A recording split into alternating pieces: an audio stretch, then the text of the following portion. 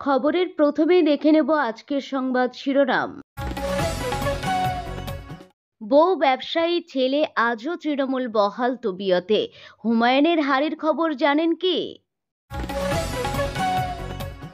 হুমায়ুনের বাবরি শিলান্যাসে সৌদি থেকে আসা দুই কারীর একজন মুর্শিদাবাদ, অন্যজন মেদিনীপুরের। শুরু চাপানো তোর। আকাশপথে ভোগান্তি, ইন্ডিগো সংকটে ক্ষতিপূরণের আর্জি খারিজ করল সুপ্রিম কোর্ট। ভারত জিন্দাবাদ বলে সংসদে ওয়েসির গর্জন, খোদা ছাড়া কাউকে মানি না। নো বলে শত শত উইকেট পেয়েছেন বুমরার, রেকর্ড করা ম্যাচে এড়ানো গেল না বিতর্ক।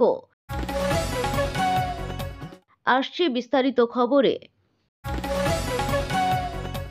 বউ ব্যবসায়ী ছেলে আজও তৃণমূলের বহাল তবিয়তে। হুমায়ুনের হারির খবর জানেন কি? বঙ্গ রাজনীতিতে এই মুহূর্তে আলোচনার কেন্দ্রবিন্দুতে তিনি। তৃণমূল থেকে সাসপেন্ড হওয়া বাবরি মসজিদের ভিত্তিপ্রস্তর স্থাপন, নতুন দল গঠনের ঘোষণা, সব মিলিয়ে তাঁর কর্মকাণ্ড নিয়ে রাজনৈতিক মহলে কাঁটা ছেঁড়া চলছে। এবারে ভরতপুরের বিধায়ক হুমায়ুন কবিরের পরিবারের বিষয়ে খুব একটা খবর সামনে আসে না। হুমায়ুনের পরিবারে কে কে আছেন, হুমায়ুনের ছেলে মেয়ে কি করেন, আর কিছুদিন পরই 63 বছর পূর্ণ করবেন হুমায়ুন। বেলডাঙ্গা 2 মহকুমার নারকেল বাড়িতে তাঁর জন্ম। হুমায়ুনরা 3 ভাই ও 2 বোন। হুমায়ুনের সবচেয়ে ছোট। তার এক দিদি বছর দুয়েক আগে মারা গিয়েছেন। ভরতপুরের বিধায়কের বাবাও মারা গেছেন অনেক দিন আগে। মা এখনো জীবিত। হুমায়ুনের 2 দাদার মধ্যে একজন ব্যবসা করেন, অন্যজনের গ্রামে মুদির দোকান রয়েছে। নারকেল বাড়ির প্রবীণ ব্যক্তিরা বলছেন, হুমায়ুন সাধারণ পরিবারের ছেলে। প্রথম জীবনে ছোটখাটো ব্যবসা করতেন, একটা সাইকেলের দোকানও ছিল। ব্যবসা করার পাশাপাশি কংগ্রেস নেতা হিসাবে এলাকায় ক্রমশ জনপ্রিয় হয়ে ওঠেন হুমায়ুন। সাইকেলে করে গ্রামে গ্রামে যেতেন, পরে মোটরবাইক কেনেন। মোটরবাইক কিনলেও গ্রামে সংগঠনের কাজে সাইকেল চেপেই যেতেন। 2008 সালে প্রথমবার জনপ্রতিনিধি নির্বাচিত হন। কংগ্রেসের টিকিটে জেলা পরিষদ সদস্য হন তিনি। হুমায়ুনের স্ত্রী মায়রা সুলতানার নামে ব্যবসা রয়েছে। তাদের 2 ছেলে মেয়ে। লালগোলায় এক ব্যবসায়ী পরিবারের মেয়ের বিয়ে দিয়েছেন হুমায়ুন। আর তার ছেলে গোলাম নবী আজাদ রাজনীতির সঙ্গে যুক্ত। ভরতপুরের বিধায়ককে তৃণমূল সাসপেন্ড করলেও গোলাম এখনও তৃণমূলে পঞ্চায়েত সমিতির সদস্য। তিনি তৃণমূল পরিচালিত বেলডাঙ্গার 2 নম্বর পঞ্চায়েত সমিতির পূর্ত কর্মদক্ষ। পাশাপাশি ব্যবসাও করেন। গোলাম বিবাহিত, তার এক সন্তান রয়েছে। হুমায়ুনের বাবরি শিলান্যাসে সৌদি থেকে আসা 2 কারীর একজন মুর্শিদাবাদ, অন্যজন মেদিনীপুরের। শুরু চাপানো তোর। 6 ডিসেম্বর বেলডাঙ্গায় মসজিদে শিলান্যাস করেন হুমায়ুন। রাজ্যসহ দেশের বিভিন্ন প্রান্ত থেকে ধর্মগুরুদের আসার কথা তিনি নিজেই জানান। তাদের জন্য এলাহি খাওয়া দাওয়ারও আয়োজন করা হয়। মুর্শিদাবাদের বেলডাঙ্গায় গত 6 ডিসেম্বর প্রস্তাবিত বাবরি মসজিদে শিলান্যাস করেন তৃণমূল বিধায়ক হুমায়ুন কবির। তাতে আয়োজনের কোনো কমতি ছিল না। আয়োজকদের সূত্রেই জানা গেছিল, কর্মসূচিতে যোগ দিতে সৌদি আরব থেকে আসছেন 2 কারী, অর্থাৎ মক্কার ইমাম। যদিও কর্মসূচির পরে অভিযোগ উঠেছে, সেখানে উপস্থিত 2 ধর্মগুরু সৌদি থেকে নয়, বরং এই রাজ্য থেকেই যোগ দিতে গিয়েছিলেন শিলান্যাস কর্মসূচিতে। তাঁদের একজন মুর্শিদাবাদের, দ্বিতীয়জন মেদিনীপুরের বাসিন্দা। একথা মেনে নিয়েছেন খোদ তৃণমূল বিধায়ক হুমায়ুনও। তাঁর অভিযোগ, তিনি প্রতারণার শিকার হয়েছেন, আর সেই প্রতারণা করেছেন রাজ্যের মন্ত্রী সিদ্দিকুল্লাহ চৌধুরী। সিদ্দিকুল্লাহ এই দাবি উড়িয়ে দিয়েছেন। তিনি জানিয়েছেন, কাউকে প্রতারণা করার প্রয়োজন তাঁর নেই। 6 ডিসেম্বর বেলডাঙ্গায় মসজিদে শিলান্যাস করেন হুমায়ুন। রাজ্যসহ দেশের বিভিন্ন প্রান্ত থেকে ধর্মগুরুদের আসার কথা তিনি নিজেই জানান। তাদের জন্য এলাহি খাওয়া দাওয়ারও আয়োজন করা হয়। আয়োজকেরা কর্মসূচির আগে জানান, সৌদি থেকে আসছেন 2 কারী। অভিযোগ, ওই 2 ধর্মগুরুর একজন কারী সুফিয়া মুর্শিদাবাদের দৌলতাবাদের বাসিন্দা, দ্বিতীয়জন শেখ আবদুল্লাহ পূর্ব মেদিনীপুরের বাসিন্দা। এই প্রসঙ্গেই হুমায়ুন অভিযোগ করেন, তাকে ঠকানো হয়েছে। হুমায়ুনের কথায়, আমার এক পরিচিতের সূত্র ধরে গুজরাটে কয়েকজনের সঙ্গে যোগাযোগ করি, যারা এর আগে তাদের অনুষ্ঠানে মক্কার 2 কারীকে এনেছিলেন। তাদের কাছ থেকে মুর্শিদাবাদে আমার এক পরিচিতদের নম্বর পায়। তিনি আমায় আশ্বস্ত করেছিলেন মক্কা থেকে 2 জন কারীকে নিয়ে আসবেন। আমি তাদের উপর সম্পূর্ণ ভরসা করেছিলাম। বিমানের টিকিট, আনুষঙ্গিক খরচ পাঠিয়ে দিয়েছিলাম, আর কোনো খোঁজ খবর নিতে পারিনি। এখন শুনছি শুনছি ওদের দুজনেরই একজন দৌলতাবাদের, অন্যজনের মেদিনীপুরের বাসিন্দা। অভিযুক্ত মধ্যস্থতাকারী খন্দকার ইউসুফ নিজের দোষ স্বীকার করেছেন। তিনি বলেন, এত অল্প সময়ের মধ্যে সৌদি আরব থেকে মেহমান আনা সম্ভব হয়নি। ওই দুইজনকে সৌদি আরবের বলে দাবি করা হয়নি, তবে ভিড়ের মধ্যে বলা হয়ে ওঠেনি যে ওরা সৌদি আরবের নন। আমার উপরে দায়িত্ব ছিল, আমি সেই দায়িত্ব পালনে অসমর্থ হয়েছে। হুমায়ুন সাহেবের কোনো দোষ নেই, দায় নেই। তবে হুমায়ুন যদিও থামেননি, তিনি এই ঘটনা নিয়ে আঙুল তুলেছেন সিদ্দিকুল্লার দিকে। তার কথায় খোঁজ নিয়ে জানতে পেরেছি, গোটা পরিকল্পনার মাস্টার মাইন্ড সিদ্দিকুল্লাহ চৌধুরী। তিনি আমার পরিচিত মধ্যস্থতাকারীকে প্রভাবিত করে আমাকে অপদস্থ করার জন্য এই ঘটনা ঘটিয়েছেন। আমি বিশ্বাস করে ঠকেছি, সিদ্দিকুল্লাহ এবং ওই এজেন্ট ঠকিয়েছেন। সব সত্যি প্রকাশ্যে আনবো। আমি অন্ধের মতো বিশ্বাস করে প্রতারিত হয়েছি, এর কোনো কিছুর দায় আমার না। সিদ্দিকুল্লাহ হুমায়ুনের এই দাবি মানেননি। তিনি বলেন, তিনি যা করেছেন করুক, আমাকে জড়াবেন না। আমি একটি সংগঠন চালাই যার অধীনে 1100 মাদ্রাসা চলে। আমার প্রচুর অনুগামী রয়েছেন। আমার কাউকে ঠকানোর প্রয়োজন নেই। আমাকে সবের মধ্যে তিনি যেন না টানেন। আকাশপথে ভোগান্তি। ইন্ডিগো সংকটে ক্ষতিপূরণের আর্জি খারিজ করল সুপ্রিম কোর্ট।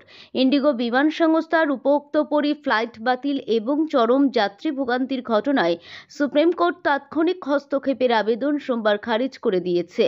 প্রধান বিচারপতি সূর্যকান্তের নেতৃত্বাধীন বেঞ্চ স্পষ্ট জানিয়েছে, বিমান সংস্থা নিয়ন্ত্রণের কাজ আদালতের নয়, তা কেন্দ্রীয় সরকারের এখতিয়ারভুক্ত। আদালত মনে করছে, সরকার ইতিমধ্যে এ বিষয়ে সমোপযোগী পদক্ষেপ নিয়েছে এবং পরিস্থিতি দ্রুত স্বাভাবিক হবে। আবেদনকারীরা ফ্লাইট বাতিলকে সংবিধানের 21 অনুচ্ছেদের লঙ্ঘন উল্লেখ করে ক্ষতিগ্রস্ত যাত্রীদের জন্য উপযুক্ত ক্ষতিপূরণ দাবি করেছিলেন। এরই মধ্যে directorate general of civil aviation Indigo কর্তৃপক্ষকে কারণ দর্শানোর নির্দেশ দিয়েছে, যার উত্তর আজ সন্ধ্যা 6টার মধ্যে দিতে হবে। বিশেষজ্ঞ মহলের ধারণা, পাইলটদের জন্য নতুন কার্যকর হওয়া এফডিটিএল নিয়মই এই বিমান বিভ্রাটের প্রধান কারণ। আর কোনো সাহায্যের প্রয়োজন হলে জানাবেন। ভারত জিন্দাবাদ বলে সংসদে ওয়েসির গর্জন। খোদা ছাড়া কাউকে মানি না। সংসদের শীতকালীন অধিবেশনে বন্দে মাতরমের 150 বছর পূর্তি উপলক্ষে চলা বিতর্কে বিতর্কিত মন্তব্য করলেন এআইএমআইএম এর প্রধান ও হায়দ্রাবাদের সাংসদ আসাদ উদ্দিন ওয়াইসি। বিতর্কে অংশ নিয়ে তিনি স্পষ্ট জানিয়ে দেন যে খোদার উপর তাঁর কোনো খোদা নেই এবং এটি তাকে সংবিধানে অধিকার দিয়েছে। সোমবার লোকসভায় এই বিশেষ বিতর্কের সূচনা করেন প্রধানমন্ত্রী নরেন্দ্র মোদী। তিনি আলোচনা প্রসঙ্গে মহাত্মা গান্ধী, জওহরলাল নেহরু এবং মোহাম্মদ আলী জিন্নাহর নাম উল্লেখ করেন। এই মন্তব্যের পরিপ্রেক্ষিতে ওয়েসি তাঁর বক্তব্যে বলেন, আমরা জিন্নাহর ঘোর বিরোধী, তাই আমরা ভারতকে আমাদের দেশ মনে করি। তিনি আরও অভিযোগ করেন, যাঁদের প্রধানমন্ত্রী প্রশংসা করছেন সেই রাজনৈতিক পূর্বপুরুষেরাই 1942 সালে উত্তর পশ্চিম সীমান্ত প্রদেশ সিন্ধু এবং বাংলায় জিন্নাহর মুসলিম লীগের সঙ্গে মিলে জোট সরকার গড়েছিলেন। সেই সরকারই দ্বিতীয় বিশ্বযুদ্ধের সময় ব্রিটিশ ইন্ডিয়ান আর্মিতে 1.5 লক্ষ মুসলিম ও হিন্দুকে ব্রিটিশদের হয়ে লড়াইয়ের জন্য ভর্তি করেছিল। ওয়েসি বলেন, যদি আমরা ভারত মাতাকে দেবী বলি, তবে আমরা এতে ধর্ম নিয়ে আসছি। তিনি যুক্তি দেন, আমাদের স্বাধীনতা বজায় রয়েছে, কারণ আমরা দেশ ও ধর্মকে এক করে দিইনি। তিনি আরও যোগ করেন যে বন্দে মাতরমকে অনুগত্যের প্রতীক বানালে তা স্বাধীনতা সংগ্রামীদের প্রতি অমর্যাদা করা হবে। এআইএমআইএম এর প্রধান জোর দিয়ে বলেন, বন্দে মাতরম নিয়ে সরকার যেন জোর না করে, কারণ এটি সংবিধানের পরিপন্থী। প্রত্যেকের কাছ থেকে আনুগত্যের শংসাপত্র চাওয়া উচিত নয়। তিনি উল্লেখ করেন, দেশের সংবিধান ভারত মাতা দিয়ে নয়, বরং আমরা ভারতের জনগণ দিয়ে শুরু হয়েছে। তাঁর মতে বাবা সাহেব আম্বেদকরও মাদার ইন্ডিয়ার ধারণা প্রত্যাখ্যান করেছিলেন। তিনি আরও বলেন, যদি ভারতে থাকতে হলে বন্দে মাতরম গাইতে হবে। এই স্লোগান বাধ্যতামূলক করা হয়, তবে তা সংবিধান এবং সুপ্রিম কোর্টের রায়ের পরিপন্থী। তিনি তাঁর ধর্মীয় বিশ্বাস তুলে ধরে বলেন, ইসলামে তাওহীদ, একত্ববাদ, মৌলিক শিক্ষা এবং আল্লাহ ছাড়া তাঁর আর কোনো উপাস্য নেই। তিনি বলেন, আমরা আমাদের মা বা কোরআনের পূজা করি না। ওয়েসি যুক্তি দেন, যখন সংবিধানের প্রথম পাতায় চিন্তা, মত প্রকাশের স্বাধীনতা, বিশ্বাস, ধর্ম এবং উপাসনার সম্পূর্ণ স্বাধীনতা দেয়, তখন কোনো নাগরিককে কোনো দেবতা বা দেবী দেবীর উপাসনা বা সেজদা করার জন্য কিভাবে বাধ্য করা যেতে পারে? ভাষণের শেষে ওয়েসি ভারত জিন্দাবাদ, হিন্দু জিন্দাবাদ, মুসলিম জিন্দাবাদ, শিখ জিন্দাবাদ, খ্রিস্টান জিন্দাবাদ, আদিবাসী জিন্দাবাদ এবং দলিত জিন্দাবাদ ধ্বনি দেন। তিনি বলেন, এই দেশ আমার এবং আমরা এই দেশকে ছেড়ে যাব না। ভারত একটি বাগান, যেখানে প্রতিটি ফুলকে ফুটতে দেওয়া উচিত। যদি মালি বলে শুধু একটি ফুলই ফুটবে, তবে সে মালি নয়, সে জল্লাদ বলা হবে।